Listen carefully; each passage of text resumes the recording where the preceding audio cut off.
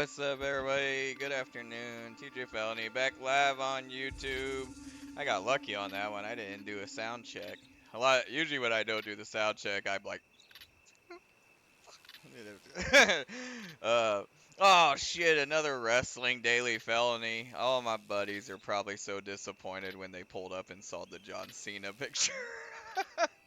Yeah, it's another wrestling daily felony. I hate to do it, but I had to. John Cena had his last wrestling match ever. The last time is now was the name of it, and I gotta talk about it. Appreciate everyone checking out, like, share, all that stuff. My video from yesterday about Erica Kirk, it broke all my records as far as views. I don't know. A lot of that's probably just the obsession with Erica Kirk, which is what the video is about, which is kind of funny. But maybe we'll see. We'll kind of gauge it with this one and see how this one does in comparison. Because John Cena is a big story too, and yeah, John Cena had his last match, and what goes it? And he didn't really go out the way a lot of fans thought he should have. And I'm going to talk a little bit, give my theory on it. It's just, it was just kind of strange how it all happened. He had his last match on, it was a Saturday night main event. They've been doing these, lately, these Saturday night main events, and usually they're pretty good. It's kind of like an off show. It's almost like in between premium event and then like a weekly event, somewhere there in between. But this one was all about being John Cena's going away match, and they had an entire tournament to decide who was going to get the honor of being John Cena's final match, and in his wrestling career. And everyone, I'm not going to say everyone, but most wrestling fans seem to want a guy named LA Knight to win this tournament. They're pushing LA Knight. They didn't think Gunther really needed the push, but Gunther ended up winning the tournament. A lot of it probably had to do with LA Knight is a good guy, a face. Um, Cena's a good guy, a face. He's back to a good guy now. I know he was a bad guy there for a little bit after WrestleMania, but so you couldn't really have two good guys, even though in this situation you could have. I mean, it's a going away match. Who cares? It's a lot of times they'll do like their best friend or their most legendary opponent will come out of retirement to be their last match or whatever. It doesn't really matter, the face heel thing in that situation. So they could have probably done LA Knight if they wanted to. Um, but I'll give a little background. I was never a huge John Cena fan. I I think he's limited in the ring. I'm always been a big fan of the wrestlers that are putting on amazing matches night after night, every week on Raw and SmackDown.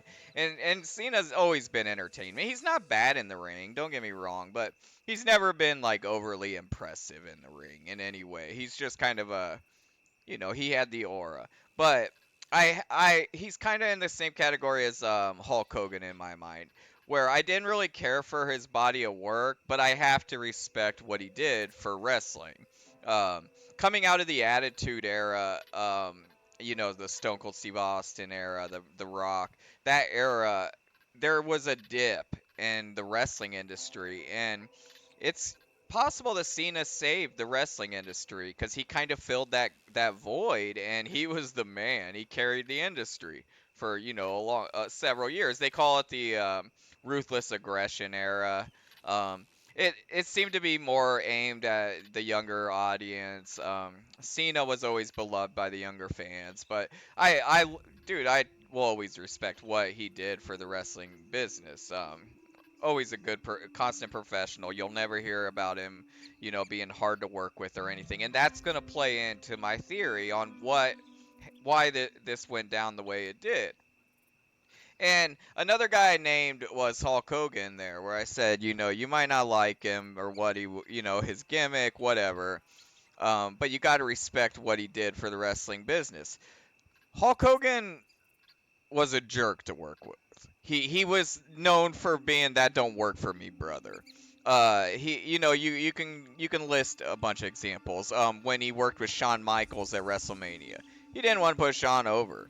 The guy was old, and like Shawn was still in his prime. Like there was, you he was hard to work with. Cena wanted to be seen, and this is all just my opinion, my theory. Cena wanted to go out and be seen as the anti Hulk Hogan. He wanted to be do everything opposite of what Hulk Hogan did, especially later in his career. And he did this last run, and dude, the entire wrestling world wanted him to win this match. Even guys like me that were like, um, they want you to win this. They wanted him to go out with a victory. And his thinking in this is, I'm putting over the next generation, Gunther. I'm giving Gunther a big, strong victory, and he can roll into the next generation of WWE. But they could have worked something out. They could have worked out, maybe a finish that kept Gunther looking strong. One I came up with is perhaps Gunther could have got a little cocky, and when he does his big goofy splash off the top rope. Maybe this time he gets arrogant and tries a moonsault and crashes. And Cena, FUs him and finishes it. Like there are ways you could have done it where Gunther still would have looked strong. They could have hugged and raised each other's hands and it would have been fine. But what ended up happening in this match is Gunther ended up locking in a rear naked choke on Cena. Almost put him to sleep one time. Cena, they did the 3-arm raise where they raised your arm up. On the third one, he fought back, fought out of it, got the crowd all hyped. Then Gunther locked it in again, hooked the legs, and he cinched it back. And it looked almost like a UFC tap out. Cena kind of held the arm, and then he just tapped. And he had this big, goofy smile on his face. And the wrestling world was devastated. Like the crowd, dude, it sucked the energy out of the crowd. Everyone was like, "Wait, that was the finish?" Like you could just hear it. I watched the videos, like the response, it drained the energy. And I understand exactly what Cena's mentality on this finish was. Um, when he did the smile and the second time when he went back and tapped out, he didn't really fight it the second time. That was his way of saying, I'm fine with where the wrestling industry and WWE is. I'm fine with tapping out and passing the torch. I'm that's where him being the anti-Hogan comes into play. He wanted to do everything opposite of what a Hulk Hogan would have done. He wanted to put over the rookie, which Hogan would have never done. Submit, give up clean, like submit to him. And the smile was a way of him saying, I'm at peace with where things are. I'm at peace passing the torch. I'm old news. Gunther is the next generation. He's the future of wrestling. And it's so commendable that that's how he wanted this match to go. Like, dude, you can't hate him for it. Like, because you got to understand, this isn't a typical booking situation.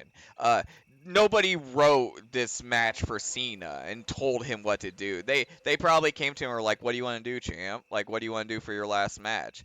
This was his idea, and you got to give him respect that he wanted to put over the young guy, and he had no problem losing and putting over Gunther. But dude, the whole wrestling world wanted you to win this match.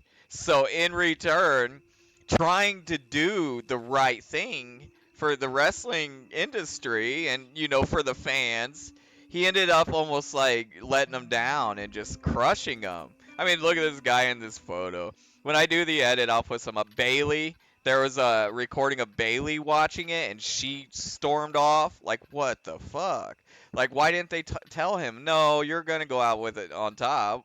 And like I said, there was ways they could have let him win that match where it wouldn't have made Gunther look weak. Um, Dude, that moonsault idea I came up with, I think is brilliant. Have Gunther go up there and get ready to do the big goofy splash he does off the top rope and kind of laugh. After, a brutal beatdown of Cena, extended beatdown, he starts to get arrogant and have him turn around and try a moonsault for the first time ever and just flop. And Cena hoist him up, F you, hit the pin, and that's, Gunther, it's a clean win for Cena, but Gunther looks arrogant. He doesn't look weak. He got arrogant. Like, look at this old phony. He underestimated that Cena still had some left in the tank.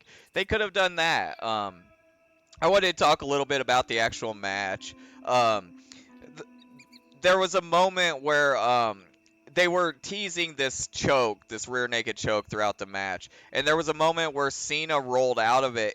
Dude, the match wasn't very good. That's another thing that people were kind of like, dude, I think LA Knight would have put on a better match with him. The styles weren't real great. They clashed kind of, but there was a moment where Cena rolled out of the rear naked choke and he locks in the STFU, and dude, his STFs look so bad.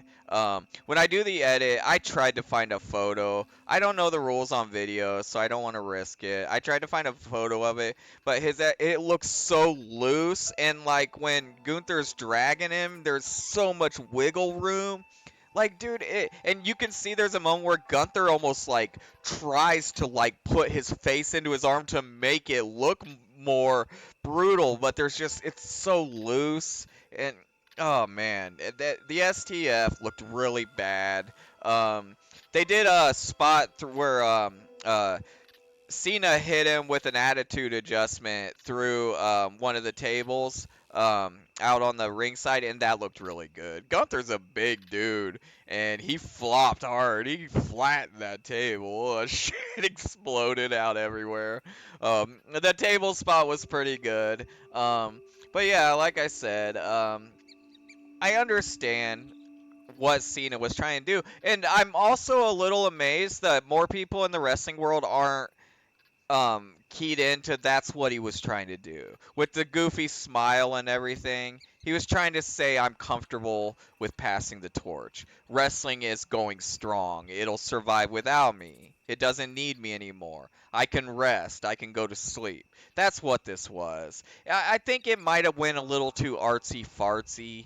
Maybe they got a little too complicated. But that's that was the wrestling psychology of this. The smile, the him almost like allowing it, the second rear naked choke, the way he just kind of gave into it and tapped real lightly. He's saying I'm fine with my career ending here. I've done everything I needed to do. And he walked away, he got with his wife and they walked away. And what he was envisioning. I just think they could have done a lot of things that would have been better. Um, that would have given the fans a more memorable moment, which that's what it's all about, is creating the most memorable, impactful moment for the fans. I just think there could have been other things that would have been better, and it wouldn't have hurt Gunther. Dude, even if you lose to John Cena, clean, it's the greatest of all time. It's not gonna hurt Gunther's career. Just being in that match alone, puts him in the history books. So, but all right, that's my daily felony for today. I got another thing I'm working on with the incident that happened in Australia. I've got a video of it, and I was gonna do a breakdown of it. I was thinking about, but this shit's so dark. I don't know if I want to get into it or not. Anyone checking out my videos? If you want to support financially, www.buymeacoffee.com/TJFelony. You can support anonymously. Just leave the name blank, and you gotta put your email address in, but I don't see that. It's just for kickbacks if there's any issues. Yeah, support through there. Follow me over on X, Twitter. It's at Felony Talk on X. My DMs are open. Anyone shoot me a DM, talk about wrestling, whatever. I pretty much talk to anyone, and I will see you all next time. Peace out. Going over to play Red Dead.